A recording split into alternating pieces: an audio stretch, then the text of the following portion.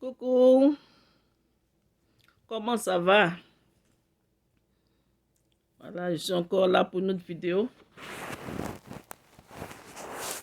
Je voulais même pas faire cette vidéo, franchement. Mais bon, par respect pour mes abonnés. Et puis, bon, il y a mes amis qui me demandaient un peu mon avis. Donc voilà, parce que tout ce qui se passe m'énerve tellement. Me donne des maux de tête.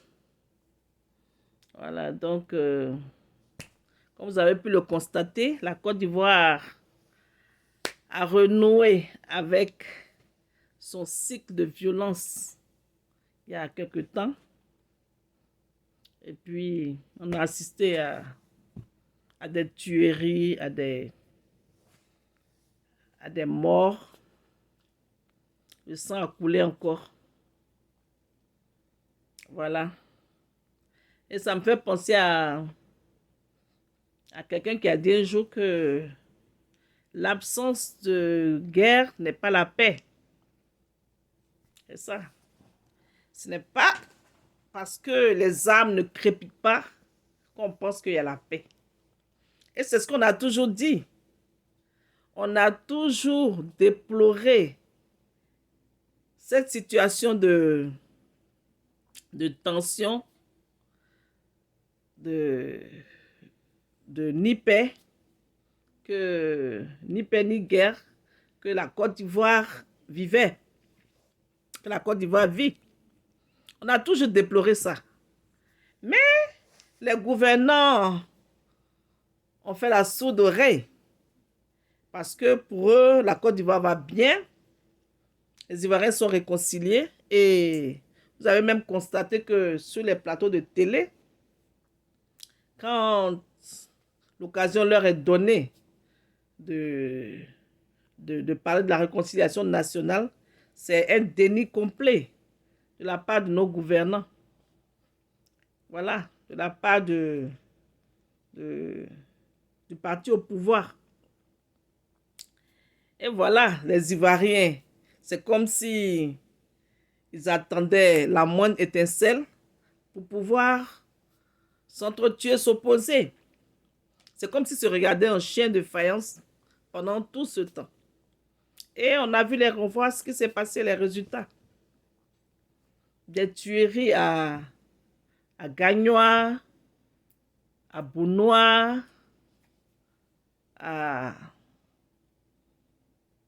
Divo, dans plusieurs villes. Voilà. Et ce qui me fait craindre, c'est que malgré, c'est-à-dire avec tout ce qui s'est passé, il se trouve des gens qui, on va dire, mettent l'huile sur le feu en encensant un groupe ethnique, en dressant un groupe ethnique contre les autres groupes ethniques de la Côte d'Ivoire. Est-ce que ce comportement même est un comportement responsable? Dresser les Ivoiriens les uns contre les autres, en faisant croire qu'il y a un groupe ethnique qui est plus fort, qui est plus courageux, sous le prétexte qu'ils seraient des descendants de Samori Touré ou de Sundiata Keïta. Voilà. Des personnes responsables, des adultes qui raisonnent comme ça. Mais la Côte d'Ivoire a son histoire. Et c'est palpable, c'est écrit dans les annales. Nous, depuis qu'on est tout petits, les gens nous parlent de la marche des femmes sur Grand Bassam. Ça, c'est une réalité. Des braves femmes qui ont marché sur Grand Bassam pour pouvoir s'opposer aux colonisateurs. Il y a eu, on connaît l'histoire de Kragbe Nyagbe, l'histoire de Biaka Boda. On connaît l'histoire des peuples, des Guébiers. On a même parlé de génocide du peuple Guébier parce qu'ils ont fait la résistance. On a parlé, on connaît l'histoire on connaît la révolte des abbés pour dire qu'il n'y a pas un peuple qui est plus courageux ou bien qui est plus fort qu'un autre peuple en Côte d'Ivoire. Parce qu'il s'est trouvé qu'à un moment de notre histoire, il y a des personnes qui se sont démarquées de par leur courage, de par leur résistance, qui se sont opposés aux colonisateurs. Et on a vu les résultats positifs que ça a eu sur l'indépendance de la Côte d'Ivoire. C'est ça. Donc, c'est ça qui est la réalité. Et non de venir nous raconter des mythes, des choses qui ne sont basées sur rien. Voilà. Et c'est pas parce que quand il s'agit de braquage ou bien de vol à main armée, il y a souvent un groupe ethnique qui est indexé, qui sont les plus forts, ils sont courageux. Non. Parce que quand on parle, en Côte d'Ivoire, quand on parle de grand banditisme, la première personne qui est dans les annales, la première personne à qui on se réfère, il s'appelle John Pololo. Et c'est un Ivoirien de l'ethnie Bété. Donc, c'est complètement inconscient de la part de ces personnes et c'est complètement irresponsable de leur part de vouloir opposer les Ivoiriens. Pour avoir quoi? On se demande à quelle fin? Quel est le but inavoué? Et là, moi, je voudrais m'adresser un peu à tout un chacun. D'abord, je voudrais m'adresser au gouvernant pour dire que lorsque vous avez parlé de troisième mandat, je veux dire, vous deviez quand même savoir que les Ivoiriens allaient manifester, les Ivoiriens n'allaient pas accepter cela comme lettre à la poste.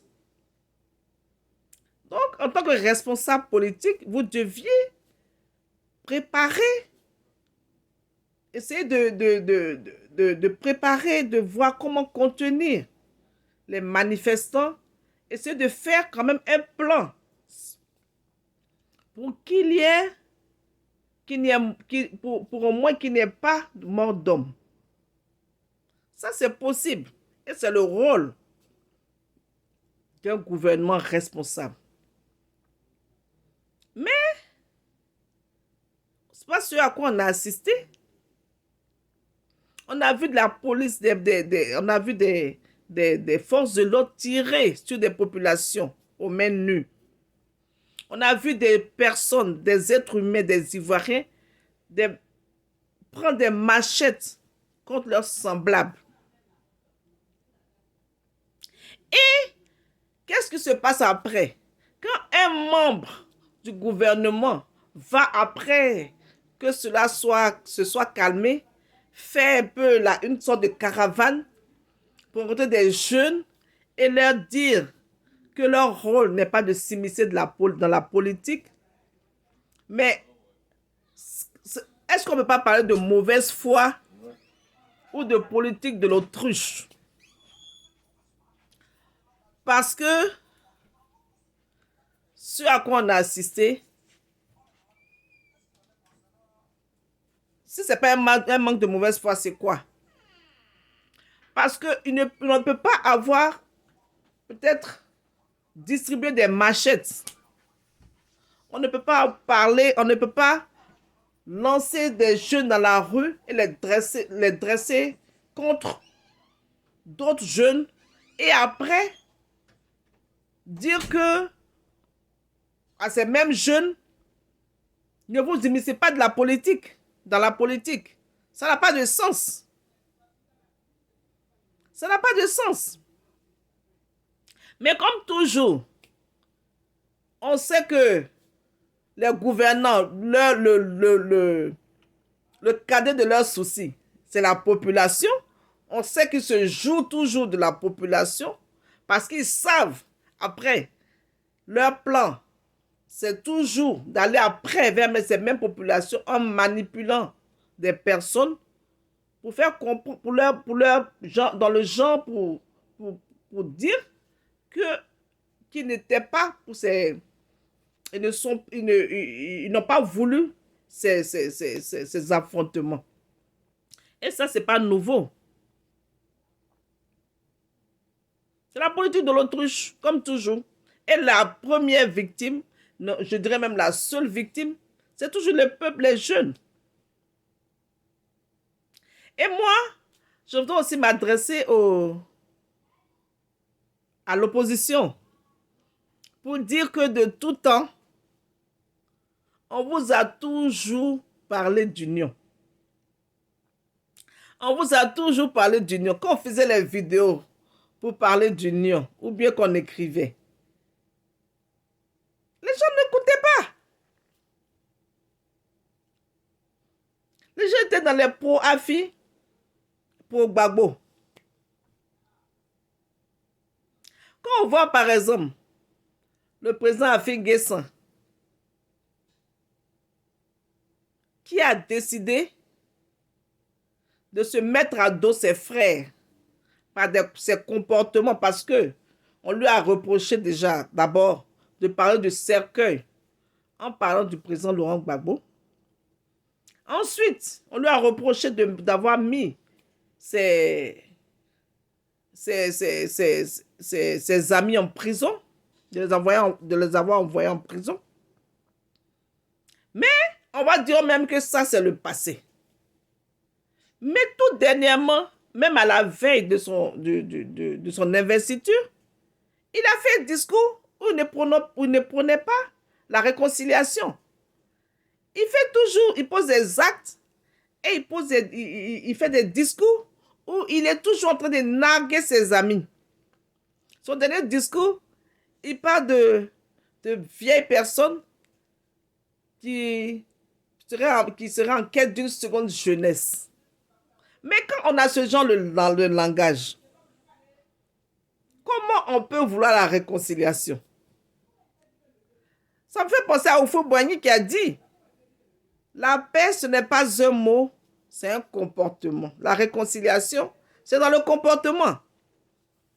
Il ne suffit pas de dire à longueur de journée qu'on veut la réconciliation et les actes qu'on pose vont à l'encontre de la réconciliation. Parce que quand lui, il se permet de lancer des pics, de narguer ses amis, est-ce que ceux-là vont vouloir s'unir avec lui?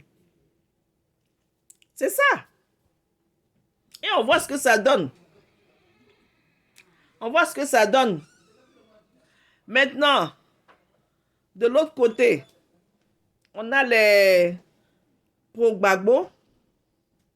On a toujours dit qu'ils étaient en train de perdre le temps dans des considérations bidons, des pro-Nadi Bamba, pro-Madame Gbagbo. Et on leur a dit que ça n'a rien à voir avec le combat. C'est de la pure distraction et le combat est ailleurs. Mais ils n'ont pas voulu entendre raison. Ils ont fait ces guéguerres jusqu'à la veille des élections. À quel moment vous allez être unis? Mais si vous n'êtes pas unis, n'allez pas jeter les enfants des gens dans la rue. Ça, c'est clair. Si vous n'êtes pas unis, n'allez pas lancer des mots d'ordre pour que les enfants des gens aillent se faire tuer. Pour rien. Parce qu'au moins, quand le sang coule, on se dit, c'est des martyrs qui sont morts pour une bonne cause qui a prospéré. Mais vous savez très bien que dans la désunion, ce n'est pas en lançant des enfants des gens dans la rue, ce n'est pas en brûlant quelques pneus, que les gouvernants actuels, ils vont baisser les bras et puis ils vont lâcher prise. Non, vous le savez très bien. Donc, ceux qui sont morts dernièrement, c'est pour rien. C'est pour rien. Donc, ce n'est pas la peine. Tant que vous n'êtes pas unis, tant que vous ne cherchez pas à vous asseoir pour trouver un terrain d'entente et aller avec une même vision, ce n'est pas la peine que les enfants des gens aillent dans la rue se faire tuer. Ce n'est pas la peine. Et à ce sujet, je crois que j'ai même vu parmi les partis d'opposition alliés, je crois que j'ai vu le parti de M. Soro Guillaume. Et je crois que j'ai cru entendre quelque part qu'il lançait même des mots d'ordre ou bien un appel à l'insurrection. Mais moi, je voudrais dire à M. Soro Guillaume que non.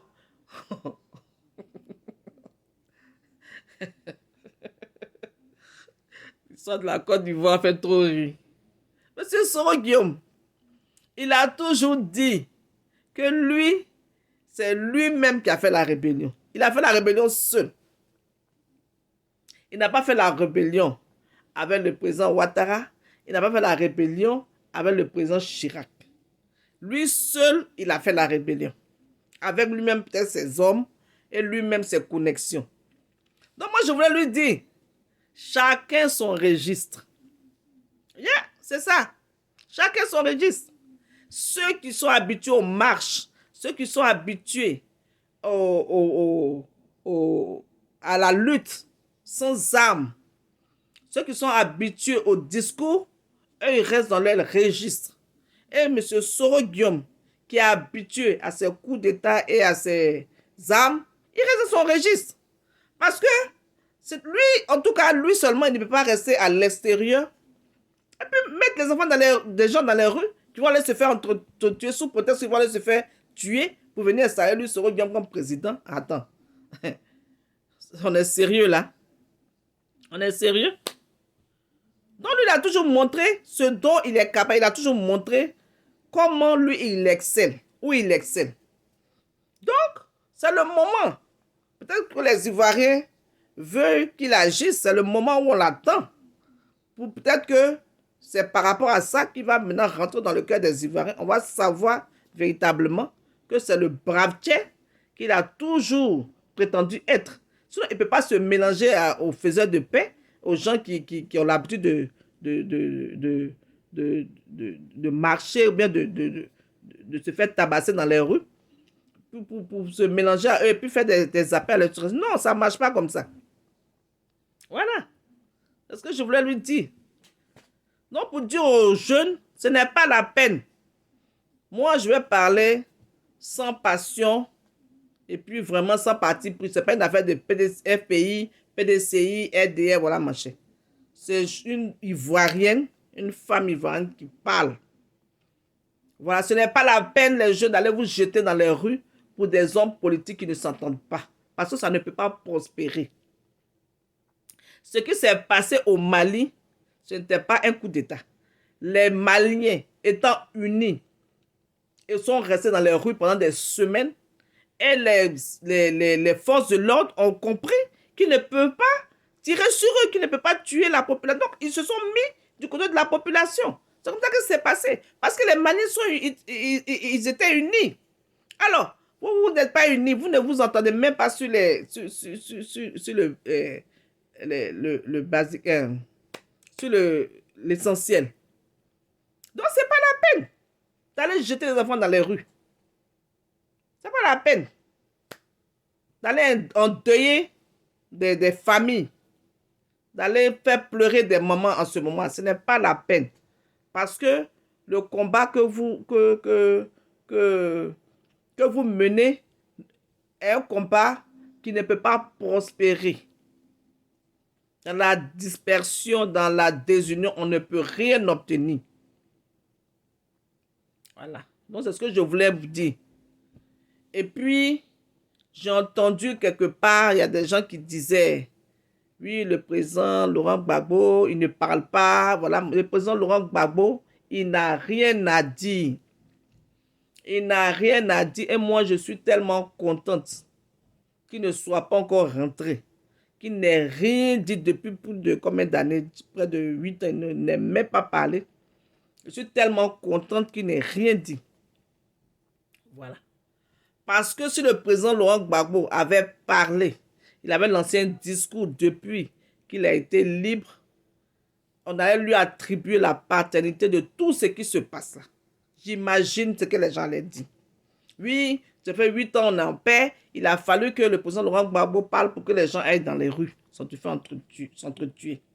Oui, ça fait 8 ans on est en paix. Comme le président Laurent Gbagbo a foulé le sol de la Côte d'Ivoire, donc c'est pour cela que les Ivoiriens sont en train de s'entre-déchirer. Qu'est-ce que les gens n'auraient pas dit? Donc je suis heureuse. Le président Laurent Gbagbo n'a rien à dire. Ça fait plus de 50 ans il lutte. Il montre le chemin. Si nous, là, ce chemin qu'il nous a montré, on ne veut pas le suivre, ça, c'est notre problème. La Côte d'Ivoire, ce n'est pas pour le président Laurent Gbagbo seul. La Côte d'Ivoire, c'est pour tous les Ivoiriens. Si nous, qui avons des braves dans nos familles, nos maris, des frères, si eux aussi ne peuvent pas prendre le devant de la lutte et que toujours on compte sur le président Laurent Gbagbo, ce n'est pas la peine. Le président Laurent Gbagbo ne dira rien et où il est au stade où il est là. On doit lutter et puis on le prend, on le dépose là si on veut. Si on a confiance à son programme, si on veut qu'il termine son programme. C'est tout. Si on veut qu'il soit réhabilité. Il n'a rien à dire, il n'a pas à lutter, il n'a pas de discours à faire. Et sa femme non plus. Je ne sais même pas pourquoi elle parle même. Voilà. Ils ont lutté, ils ont tout donné à la Côte d'Ivoire. Elle a souffert, on se rappelle en quelle année là-bas, on les a frappés, jetés en prison avec Michel, tout ça. Dernièrement, elle a souffert, été humiliée, elle a fait des années de prison. Une pauvre femme. Elle n'a rien à prouver. Elle n'a rien à prouver. Voilà. Le président Laurent Gbagbo, si on ne veut pas suivre le chemin qu'il nous a donné pour lui dire, ce n'est pas la peine. Lui n'a rien à prouver. Son nom est déjà dans les annales. Son nom est déjà écrit dans l'histoire de la Côte d'Ivoire, dans l'histoire de l'Afrique. Et parce qu'il est encore vivant. Le jour n'est plus là. Il va rejoindre son nom, il va rejoindre les grands noms comme les Lumumba et compagnie. C'est comme ça. Non, pour vous dire, ce n'est pas la peine d'aller regarder ces politiciens qui ne s'entendent pas et demain qui vont se mettre dans des accords bidons là, pour aller vous faire tuer, endeuiller vos mamans. Ce n'est pas la peine. Et pour conclure, je voudrais dire, il faut qu'on fasse très attention. Il faut qu'on fasse très attention en Côte d'Ivoire. Parce que il n'y a rien de plus terrible, il n'y a rien de plus douloureux, il n'y a rien de plus horrible que la guerre des pauvres. La guerre des pauvres, ce n'est même pas la peine. La guerre des riches, ils vont commencer à se lancer des pics, ils vont s'invectiver. Et ça, les invectives, déjà, ils appellent ça la guerre. Hein. Maintenant, quand il y en a un qui est un peu plus fort, il va peut-être faire un petit lancer des missiles quelque part là-bas où il n'y a pas assez de population. Et puis, ils vont commencer à faire des accords, ils vont commencer à dialoguer. Et puis, bon, peut-être rentrer un peu dans les embargos, faire pression. C'est comme ça, la guerre des riches. Mais la guerre des pauvres, c'est les machettes. C'est les couteaux, les haches de guerre. La guerre des pauvres, c'est les crânes fracassés. C'est la chair qui dégouline. C'est le sang à perte de vue qui coule comme ça. La guerre des pauvres, c'est les enfants, les bébés qu'on jette dans les puits sous l'effet de la drogue. C'est les forêts qui sont brûlées. C'est les villages qui sont brûlés. La guerre des pauvres, c'est les handicapés à vie. C'est des mutilés. Ce n'est même pas la peine d'y penser.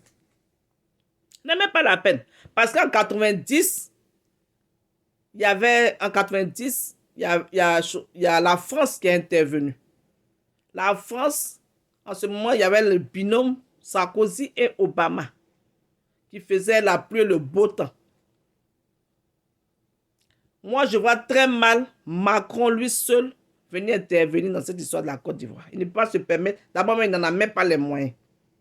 Parce que le président Trump, il se fout de l'Afrique comme de son premier caleçon.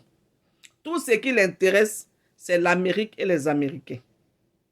Donc, à partir du moment où le binôme a été écarté avec toutes leurs connexions en choses, toutes leurs connexions et tous les gens qui manipulaient la Maison Blanche avec les Susan Rice et tout le monde a été balayé. Donc, on ne peut pas dire que les Français vont intervenir dans cette guerre. Les Ivoiriens seront livrés à eux-mêmes. Voilà. Donc, la guerre des pauvres, c'est ça. Ce que je voulais vous dire, il faut que les Ivoiriens fassent preuve de sagesse. Les opposants, l'opposition, sachez quoi faire. Sachez quoi faire. Ayez un plan dans l'union. Sans ça, ce n'est pas la peine. Parce que vous ne pourrez pas faire tomber ce gouvernement sans être unis. C'est ce que je voulais dire. Et puis, bon, merci beaucoup de m'avoir écouté. Partagez la vidéo. Et puis, abonnez-vous. On a encore beaucoup de challenges. Partagez la vidéo. Je vais essayer, comme on me demande souvent, je vais essayer de faire au moins une vidéo par semaine. Les sujets sont vraiment nombreux, mais c'est pas facile. Je vais essayer à mon niveau aussi. Vous savez que ici on dit les choses bête, donc abonnez-vous et puis on se retrouve pour une autre fois. Paix sur la Côte d'Ivoire. Bye bye et à bientôt.